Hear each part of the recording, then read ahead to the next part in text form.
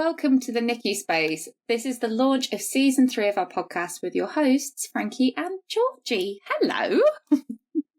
Hello. It's been a while since I appeared here. I feel like it's been a while since we've done the podcast, so I feel like we maybe say this at the beginning. We said this the last 2 seasons that we feel a little bit rusty, so we'll just be warming up a little bit, I think. I mean, we did actually end up having to re-record the first episode of the last series, so yeah, we were it might rusty. be the same. It might be the same. It might be the same. But it's lovely. It's really nice to be back. I'm really glad that we're coming back. I feel like a lot has changed for us since the last season. I feel like, you know, in terms of our business, in terms of where we are, in terms of the fact that our kids are like going to be at school this year. You know? That's wild. It's just absolutely wild. I feel like our kids have grown up. Miracle Moon has grown up. We have not grown up. And yeah, but there's so much going on for Miracle Moon at the moment, isn't there? That is so exciting. Feels like the culmination of 4 years of really hard work. Do you know what? I was saying this. I think it feels like a little bit like for the past 4 years, we've kind of been shouting. And it feels like people are starting to kind of listen. It feels like neonatal care is very much now much more a part of the conversation. People aren't just seeing it as this kind of side thing. It's being spoken about more. You know, we had like the really exciting thing that happened for us this year, I think, is stuff like being invited onto the Happy Mum, Happy Baby podcast. And doing things where it's kind of more mainstream conversation. Yeah, exactly. Like getting, not just talking to people that have been through the NICU experience, but actually, like you say, being on more mainstream media, getting into newspapers and things like that. I think people are just talking about it more. And it's thanks to, a lot of it is thanks to people, well, like you and us, that have been shouting about it for a long time. And there are a lot of people that have been doing that worldwide, not just in the UK, but also people like celebrities that are going on mainstream podcasts and things like that and talking about their own experiences. And for example, I was watching Sky Sports News one day a few months back, and there's a footballer that's been through NICU recently, and he's gone onto Sky Sports News, which is predominantly male focused. I'd say their target audience is predominantly male, even though obviously I'm a sport nut, so I watch it, and a lot of females do. But for a dad to go on and do a relatively long, like a 10-minute piece interview on mainstream media on a sports channel as a footballer, like, things are changing.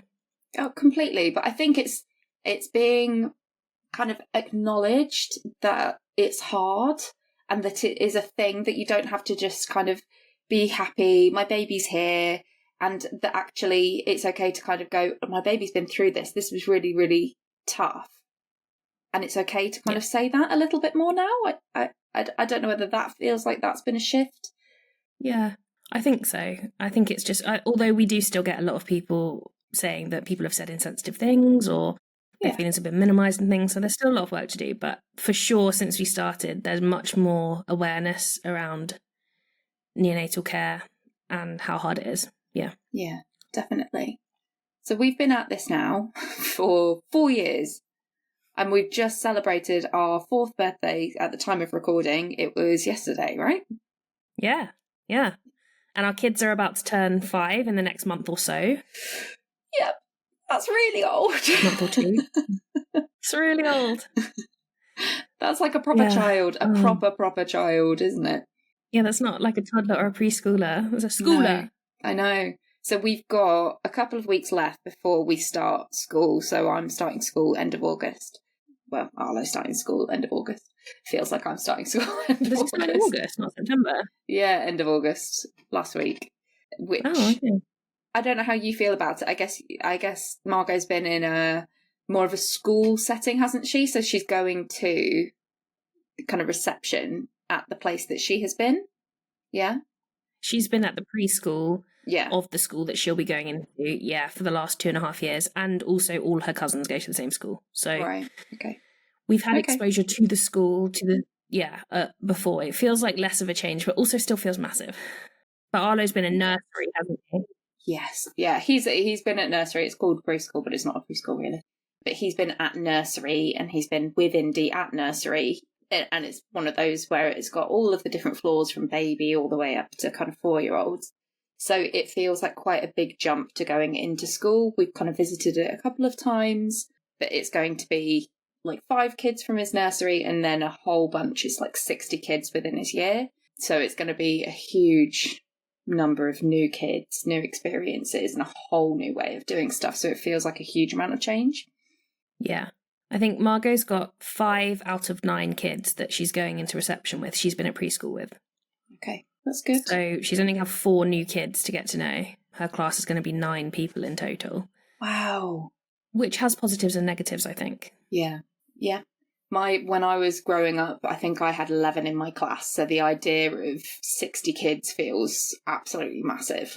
And we were toying with the idea of whether we went for a smaller school that would have been further out in a village and it would have taken us maybe like a 30-minute round trip to do, or whether we went for our closest school with bigger. And it was a really hard decision to make as to which was going to be better for him, because I didn't really know. So we just kind of took him to both of them, and he just gravitated towards the one that was closer to us, that had more kids in it. I think because it had more resources, there was more kind of sports stuff there. There was more to look at. There was a bigger library, just stuff like that. And I think he was just kind of like, oh, I like the look of all this stuff a little bit more. Mm. They've also got a bigger Senko team, more support. They've got like a full-time family wellbeing lead and stuff like that there. And that was quite important for me. But it was a tricky decision to make, and you still kind of question yourself as to whether it's the right one, you know? Yeah, I constantly question it. I think the thing is, though, it's not necessarily a permanent decision. Yeah, that's true. So there's always options to explore. And it must feel quite nice that he essentially made the decision, though. Yeah. But then, with obviously factors taken into account, but... Yeah, completely. But then, we went for the induction morning and he kind of came out of it and said that he didn't want to go back there. And it's like, oh, God.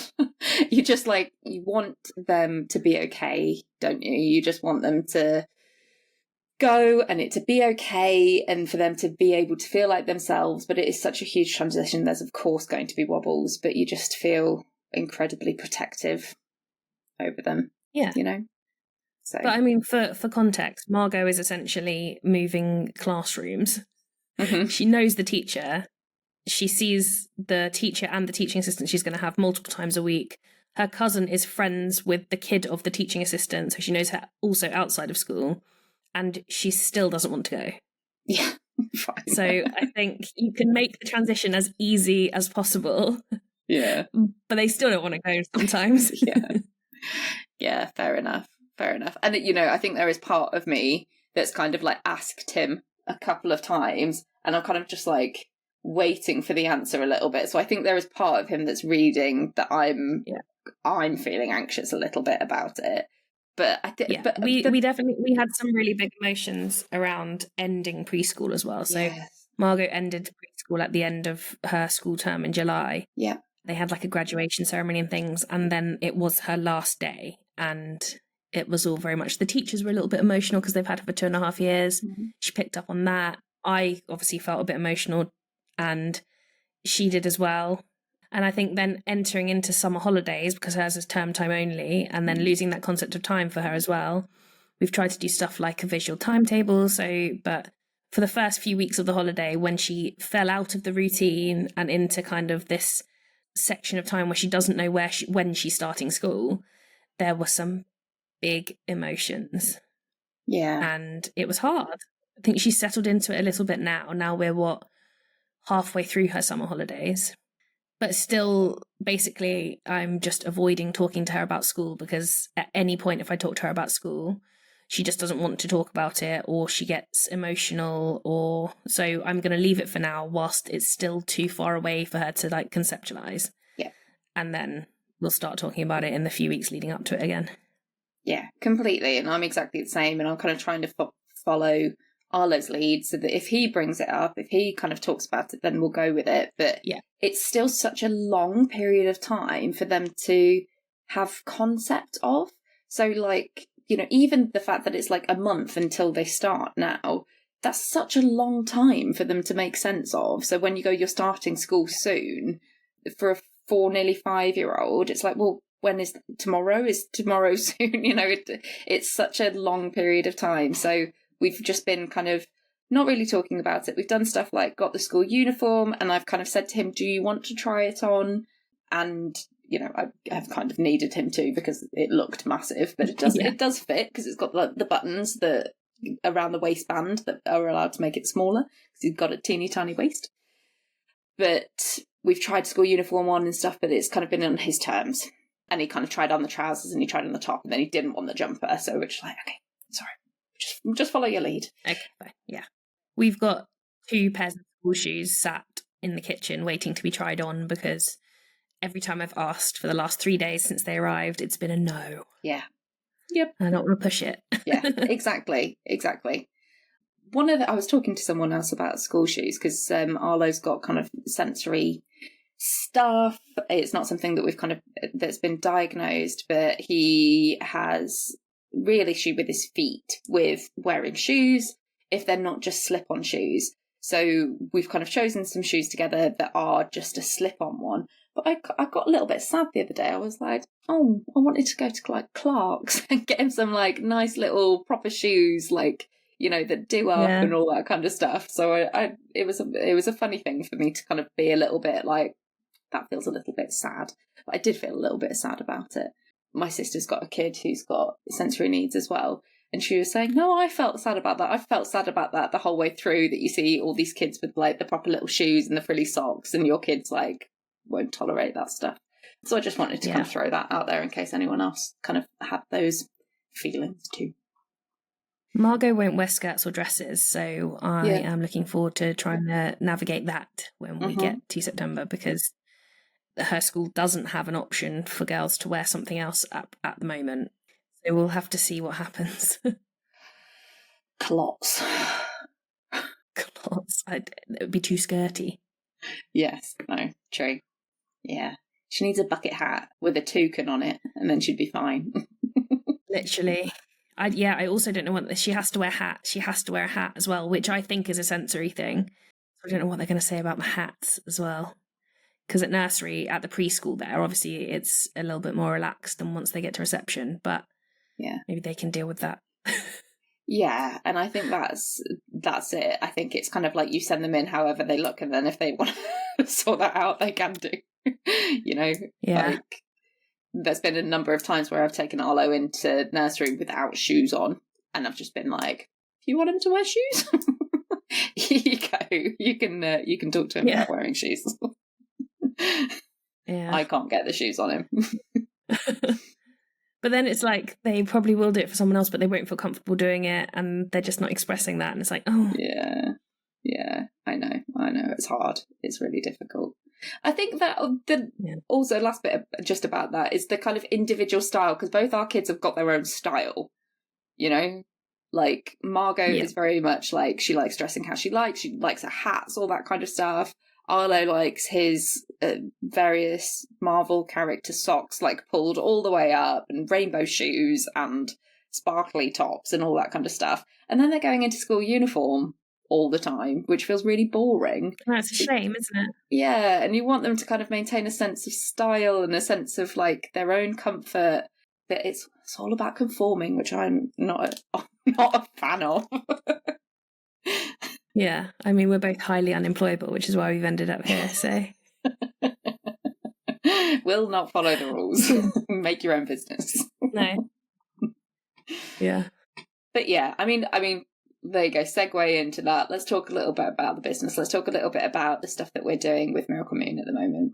So we have just launched, at the time of this airing, something called the NICU Space, which is a community for NICU parents, kind of built by us with other NICU parents as well, for NICU parents, that is a way of kind of holding your hand throughout the whole journey of being in NICU to life after NICU now, with a bunch of different information, support from different professionals, support from myself, community support, And it's been a labour of love, huh? It's been a long time. It's been a journey. It has been. I feel like it's taken us a really long time. And it's something that will continue to develop, and still is, because we've got our team of testers in there at the moment giving feedback already, which is awesome. And we've already made a few changes. We've got lists of changes to make. We've got lists of content to add. We've got more professionals coming in. We've got a calendar of events. And obviously the community chat and community feed are very much shaped by the members inside the community, which is really great. And already it's quite emotional, isn't it, actually? Even just seeing the handful of people that are in the community at the moment engaging with each other and getting that validation that isn't out there. Yeah, completely. And I think just people just feeding back, there's some people in there who've got kids who are older, like ours and up, kind of older, and haven't reached out and haven't had that support and haven't had that connection with other parents. And you're already seeing it after a few days of being in the space and connecting with a few people who are in there. And it's like, well, this could be so huge, for so many people. Like, imagine when we were in neonatal care, being able to go to a space where that there are other people there that you can connect to at any point in the day, like you're in the middle of the night, waking up and pumping on your own without your NICU baby, and you can go to a space where you're able to talk to people about that, like how big would that have been? To imagine, I'm just imagining now, like I don't know about you, but on the unit, our unit was fantastic, and we got like a little folder full of everything, all the information you need as a family while you're on the unit and stuff. But imagine like the NICU space being in that folder, right? And you go into the space and you can see all the information you need about NICU now, but also taking you through that journey right into like, okay, for me, I've said it multiple times, I was terrified of going home, didn't want to go home, felt held and safe in NICU.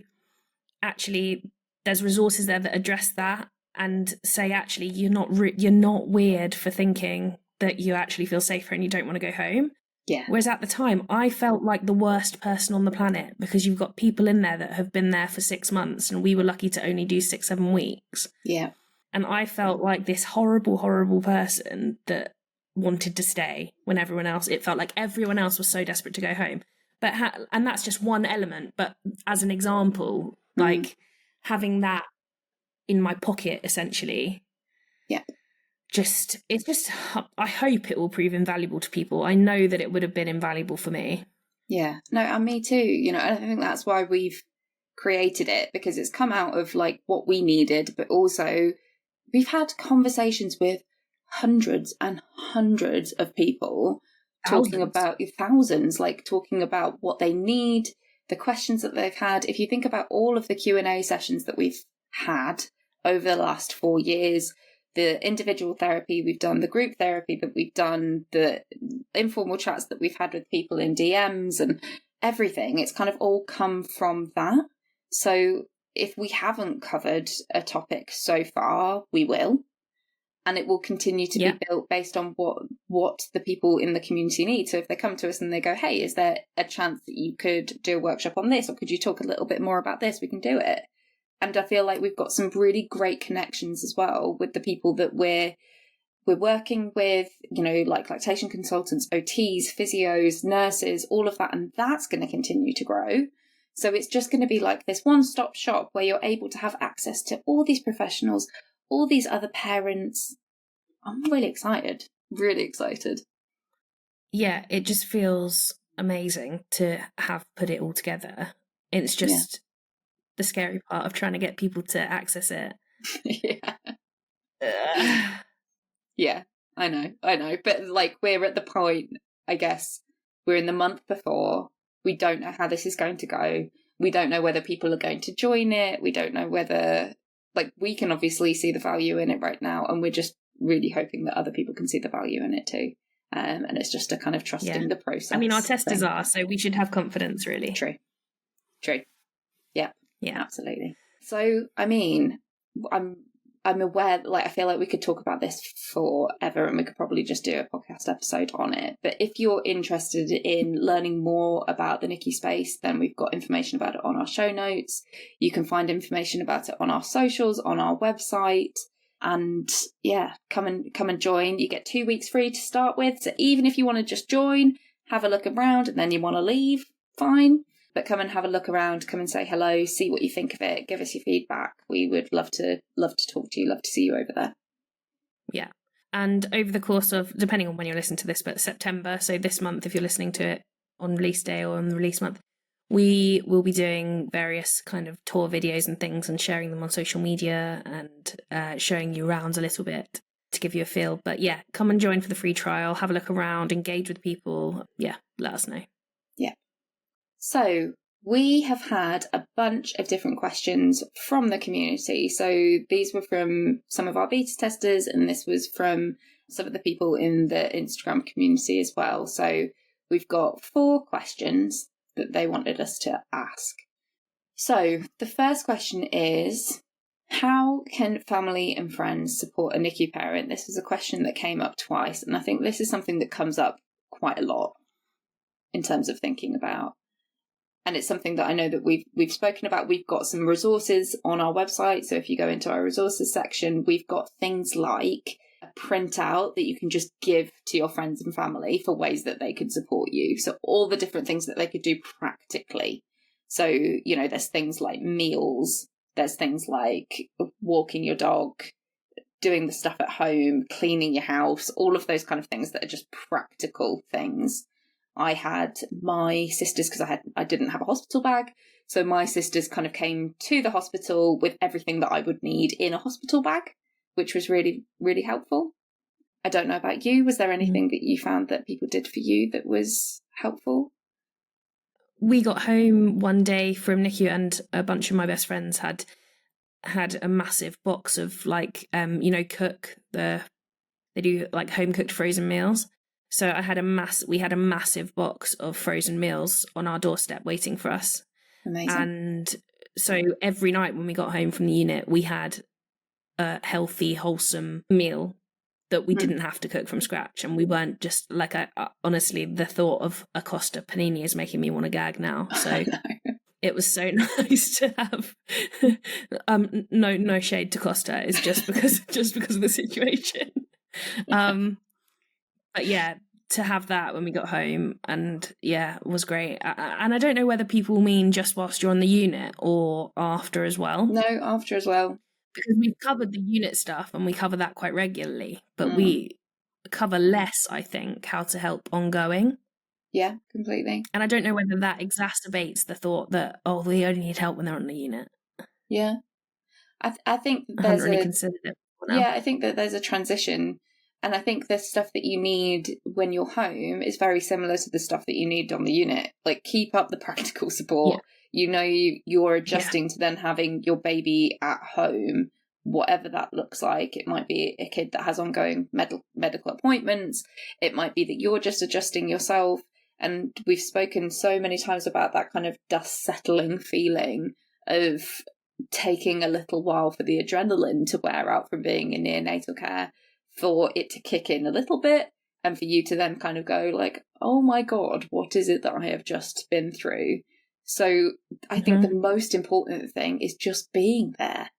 You don't have to say anything fancy. You don't have to fix it. It's just doing that checking in and being like, how are you? Yeah. And then on the practical side of things, don't come to my house if you're going to cough. Yes. Don't kiss my baby. Don't kiss my baby. Don't do this stuff with a newborn that hasn't been through NICU. Yeah, completely. just keep your distance. And also, actually, thinking about it now, a big thing for me was people taking my baby from me. So even family members, like that bit of them coming up to you and just taking the baby.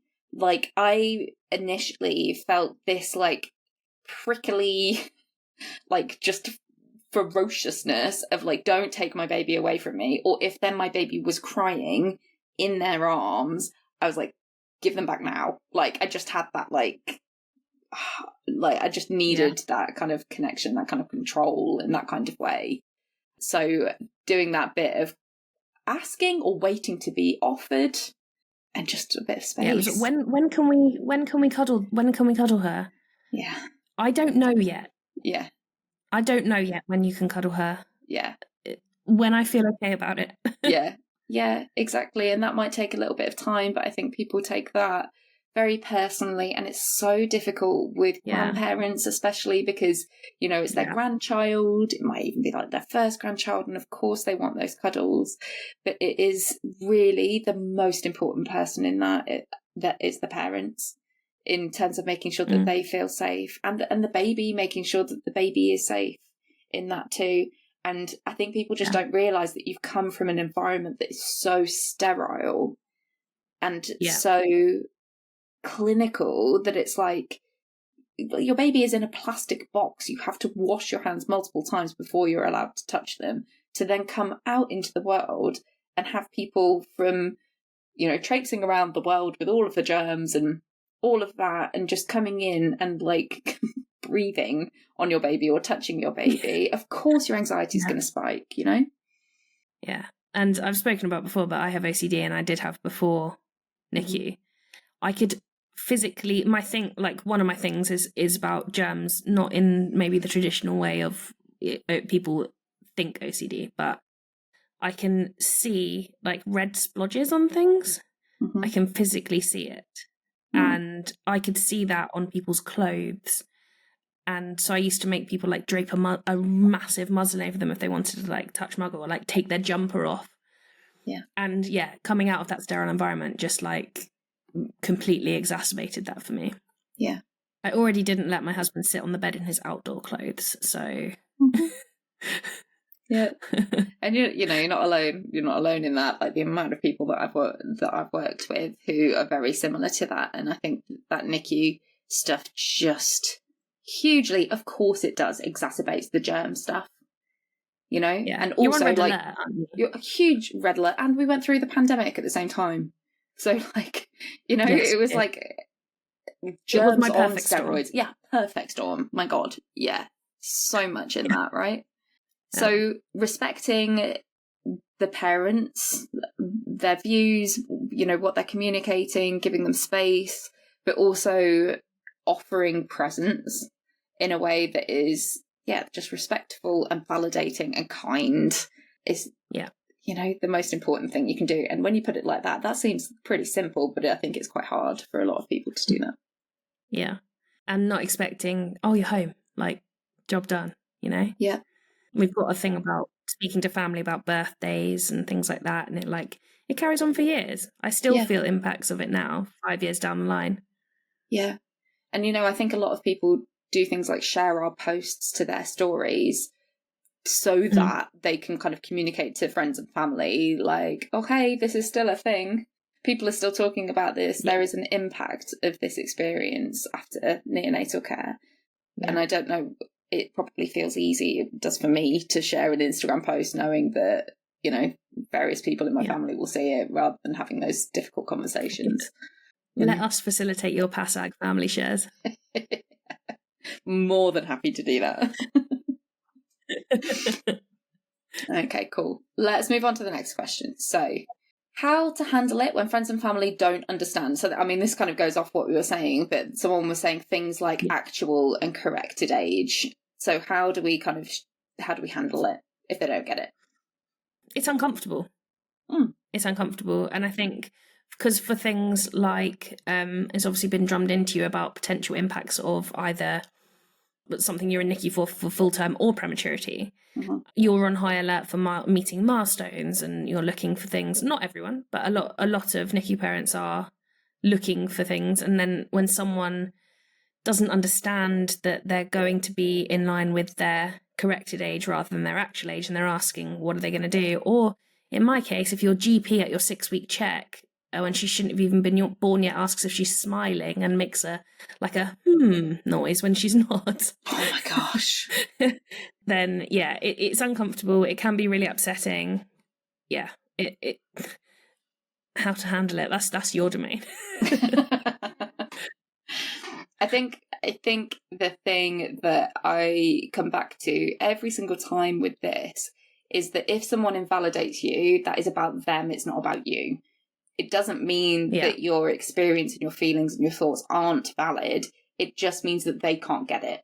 It means that they either lack the understanding, the knowledge, the empathy, whatever it is something that is within them that means that they don't get it. So if you separate it in that way and you say to yourself, and you can really hold firmly in yourself, no, this is real, this is valid, this is how it is as being, a NICU parent, that helps. But what helps even more is if you're able to connect with other parents who have been there, who are able to do that validation bit too, so that you can reach out to someone else, like, in the community or whatever it is, have that conversation with people. Someone else goes, yeah, me too, I feel that, I get that too. So you're like, okay, I'm not going mad. This is something how other people feel, or, whatever it is, so that you can build that kind of self-validation. We chatted about it a bit at the TN chat, the first TN chat today, didn't we? Yeah.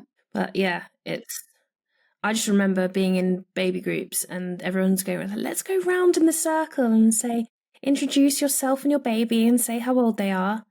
And it's just like taking that deep breath, like, I'm Georgie and this is Margot, and she's 3 months, but she's actually only 1 month because she was like, it's just regurgitating that blurb that's just a little bit triggering each time.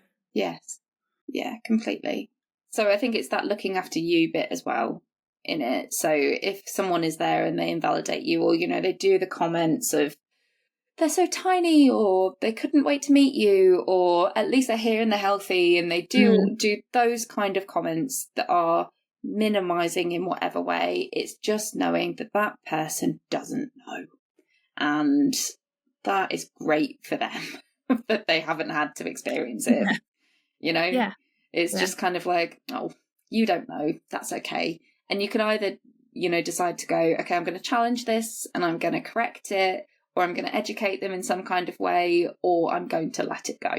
And you can make the choice as to what you do with that. Yeah. Right. Next question. This one is a little bit longer. So, how to discuss your experience with your partner. This person says, for me, I was alone during my birth. My husband didn't arrive until 20 minutes after. We never actually sat and debriefed, never discussed the NICU after or how each other were feeling. I just remember talking about how amazing she was and how we were for making it through such a horrendous year. It was about 18 months later that I told him I wasn't okay about it, and we sat and we had a chat about it all. So how to discuss your experience with your partner, Georgie? I am an avid listener of this section. Do you know, though, I think it's one of those things that I can offer advice on. I found it really hard. I found it really, really difficult to have these conversations with my partner because he isn't a talker. He isn't a person who has deep emotional conversations. He's not massively in tune with his emotions. He is a person who is insular. So if he is struggling, he does it inwardly. It's something that we've tried to change together and we've tried to have explicit conversations about. And I guess that's the bit. It's just keeping on trying to do the communication, expressing how important it is to you if it is something that is important to you, creating space to be able to do that, and trying to be kind of assertive in what it is that you need. That doesn't always go down exactly how you want it to, but just doing that bit of kind of going, hey, I need to talk about this a little bit. This is something that's playing on my mind. And then going like, I would like you to listen to what I'm saying. I just need to get it out. Or you go, I'd like your support with figuring out how we can fix this. But if you kind of lead the conversation with what it is that you need, that kind of sets the tone for it, right? Because I don't know about you, but otherwise I get a fixing comment when I want a listening comment, or, that kind of thing. Yeah. I think perhaps slightly less so than you, but yeah. I think my problem is, well, not my problem, but the situation I'm in is that I think he needs to talk about it more than I do. And I don't know how to broach that, because it's certainly still, I certainly still see a lot of emotion in him whenever Margot's ill. Right. Or at times when, for example, she's had a febrile seizure, there's panic and worst case scenarioing. Whereas I'm in actual bad situations, I'm able to be more measured and like, yeah, it's tricky. Have you said that to him, like that you can see emotion in him? Yeah.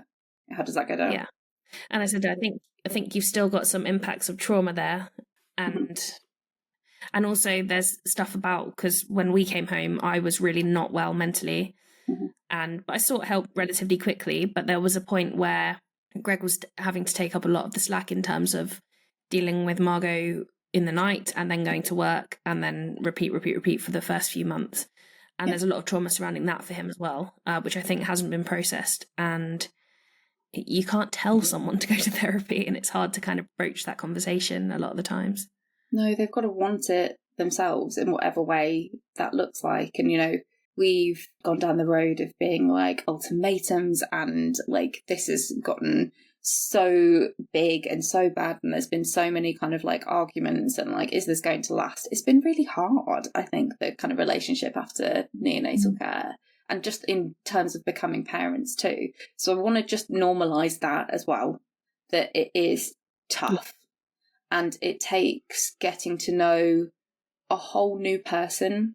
You've both been through something that is really difficult, you know, becoming parents, but becoming parents through neonatal care, through a, you know, a traumatic experience that is potentially kind of carrying on when you're home as well in terms of mental health and stuff. That's so much for you to go through. So if you're able to approach it in a way of like, we're a team in this, like, what do we want together? What do we want our life to look like? How do we get there? And maybe therapy is a part of that. Maybe talking to each other is a part of that. You know, it's just trying to be as open and honest with each other as possible, but it's hard. It's really hard. So I think when you've been through something together but separately, because you are not necessarily there together all the time, or a lot of dads before neonatal have had to go before the neonatal the neonatal leave bill. I know Greg had to go back to work pretty much straight away, and essentially work from a parent's room on the NICU for Margot's entire stay. That's a very different experience to my one. And although you've experienced things together, you have very much experienced them separately as well. And I think my experience with my husband was very different, because he is a radiographer. He's from a medical setting. So he very much felt at home in the neonatal unit straight away. He'd had experience of x-raying preemie babies. It's what he'd done in a previous job. So he'd been used to handling really tiny babies and just the medical jargon and the ward rounds and all of that. And so he felt quite at home very quickly. He was the person who did the first feeds. He was the person who did the first nappy changes. I even think he had the first hold. I can't really remember it, you know, with what happened. But he was much more confident in it. And the staff were very aware of that. So they were coming to him and talking to him about stuff. And even like, I remember them doing an x-ray and asking for his advice on it. So it was very weird, because he kind of became part of the medical team very quickly. So there was a lot of it that he didn't find distressing and that he found okay. But I think he was probably a little bit detached from like, this is my baby. Because he kind of went into that medical role a little bit more. But it was now, like patient mode. Yeah, but now like when he reflects on the experience, he sees it as a positive and has always done that. So when he came out of it, he was like, I don't really need to talk about it. Like, it was good. I'm like, okay. Like, I've made a career out of the fact that it wasn't. So we're on very different pages with that. And to be honest, I think we're kind of similar. Without the medical aspect, I felt really contained and comfortable in the hospital setting. I liked the routine. I liked the fact that there were doctors on hand, because I felt like the pressure wasn't on me. Greg was desperate to get home. He hated it. And then the roles reversed. So yeah, it's similar but different. Yeah, completely. And I have fond memories of our time in hospital. Yeah, and there are moments, and I don't think we talk about this enough, there are moments for sure that I had fond moments. You know, quite often a lot of our content in the chat is focused on distress and stuff going wrong and the anxiety and all of that. And, that's needed. But also there are moments where there's glimmers and it's nice and it feels containing and it feels safe and you make good relationships and it's, there's nice bits. There are nice bits. And it's important to kind of acknowledge those too. Yeah. So, last question, just before we wrap up today. So, last question is knowing when and how to get support or help. For me personally, I didn't need support while on the unit as I was in full fight mode. It was only when the dust settled, whereas a good friend of mine got support on the unit and it helped her loads. Did you get support while you were on the unit? I was offered it and I was totally not ready for it. Okay. And it was only because I think I was telling myself I was fine. And actually, I didn't hate it on the unit. We had moments, obviously, that were awful, but I didn't hate it. And then it was literally the 2 days before we were about to get discharged. So we'd had like a near miss of a discharge in what my head it was. And I just absolutely melted down and went and saw the psychologist at that point, who was entirely unhelpful, but that's another story. Mm-hmm. But yeah, I wasn't in this frame of mind for help, and I basically just asked for a referral to the perinatal team because I had already realised that when I got home I was not going to be in a good way. Okay, all right. What made you kind of go, I don't think I'm going to be in a good way, so I need support from the perinatal team? Like, what made you do that? I mean, just the level of panic and anxiety I had about going home, the thoughts I was already having. I think already having a semi-level of self-awareness on my red flags of when I'm struggling with things from having OCD already and having had mental health, poor bouts of mental health before. And yeah, just the level of anxiety I had. And I think at that point I had been telling myself, people asked, is there any problem with bonding? I was like, there's no problem with bonding whatsoever. And then it got to discharge and I was like, I don't feel like I'm taking this baby home that's mine. I feel like I'm taking a baby out of hospital that isn't actually my baby. Yep. And so I flagged that at that point as well. Oh, well done.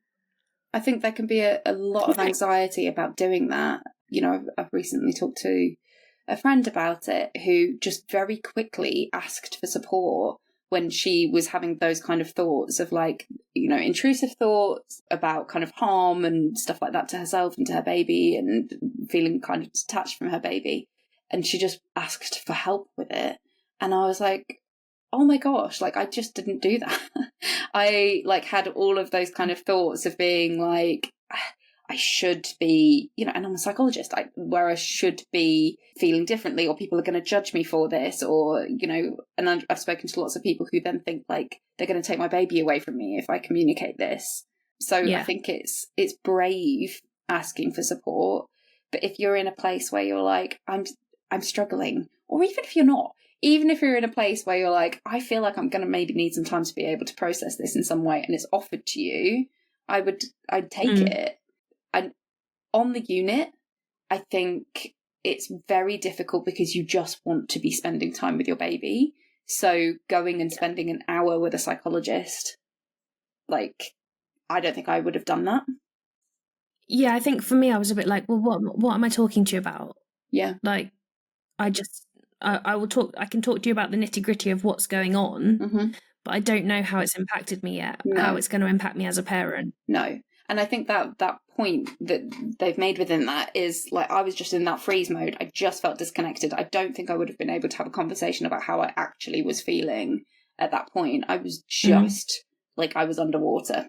So I wouldn't have been able to have a rational conversation where I was reflecting on my feelings at that point. It wasn't until later where I needed that a little bit more. But I do think that there is a role with psychologists within that where they can give you some tools to be able to manage things like, coping with procedures or how you can do the bonding a little bit more, or how you can be more involved in care, or to help you advocate for your baby, or doing some stuff that kind of helps you do the soothing stuff, or whatever it is. There's some really valuable conversations in what they can, in what they can say. And there is a lot more psychology support now. Yeah, not everyone is going to feel the same way that we felt. Like, obviously, this question says a friend of hers got support on the unit and it helped her loads. Completely. And also, they actually played a really important role, even though I didn't seek the support sessions whilst I was on the unit. I had a perinatal referral by the time I went home, because I went and had one session with her and said, I think I'm going to struggle. Can you please refer me? Yeah. So within a couple of weeks of being home, just around the time I had actually hit the point where I was like, I think I might run away. And the next day I got the phone call from the perinatal team, and the upward curve began from there, which would not have happened without the on-unit psychologist. Yes, that's true. Not that's so true. quickly anyway. Yeah, yeah. I also got very lucky. I had a fantastic health visitor who used to be a nurse, and she was amazing in being really supportive and talking really openly about her own experiences. Okay. And my mum had postnatal depression as well. And I think her chatting to me about that in a no-holds-barred way, like, I felt like I didn't even like my babies, like things like this. It made me feel like I could speak up about it more. Yeah, and that's good. That was really important. And that's what you need. And, again, kind of taking it back to the NICU Space stuff that we're doing, I'm kind of hoping that the information that we're providing for people on there allows people to kind of name it a little bit, because even though I knew what anxiety was, when I was in it and I was experiencing it, and I was, just feeling so, mine came out in terms of thinking that, like, I was doing something wrong all the time, or like waiting for something bad to happen, rather than kind of naming it anxiety so much. It was like, no one named it for me, and it took me quite a while to kind of go, oh, this is what it is, because no one had talked to me about it. No one had asked me about it. No one had told me, how many people kind of struggle with that afterwards, what to be looking out for. So part of the reason why I did things like the fact sheets within there about things like postnatal anxiety, depression, PTSD, it's because it's just not spoken about enough, so that you can kind of have a look there and kind of go, is this something that I'm struggling with? And then we've got our support document as well, which just lists all the different ways that you can get support, from NHS to charities to private support. We're one option in there, but there is a bunch of other different private psychologists if you want to find someone who works perinatally kind of close to you as well. So we just want to kind of highlight that there is support there available for people. You can access it, and do access it if you feel like you're struggling. Yeah. Okay. So I think that is it in terms of the questions. We've talked for longer than we anticipated. But it's been nice. It's been nice to come back and kind of talk about this, and it's been nice to talk to you about it again. And it's been nice to not just talk about work stuff and actually talk to you. Yeah, true. Yeah. First time we probably chatted about something other than work for 6 months. So. Yeah. So tune back in. Our aim is to be releasing these podcasts twice a month. We're going to have a mix of professionals and just us chatting, and people sharing their journeys and their stories. So there's going to be a whole mix of stuff. So tune back in, like, subscribe, and if you want to rate, give us a few stars. That would be nice. Give us your feedback. We'd love to hear from you. Yeah, thank you so much for joining us again. It's been lovely to be back, and we'll see you soon. Take care.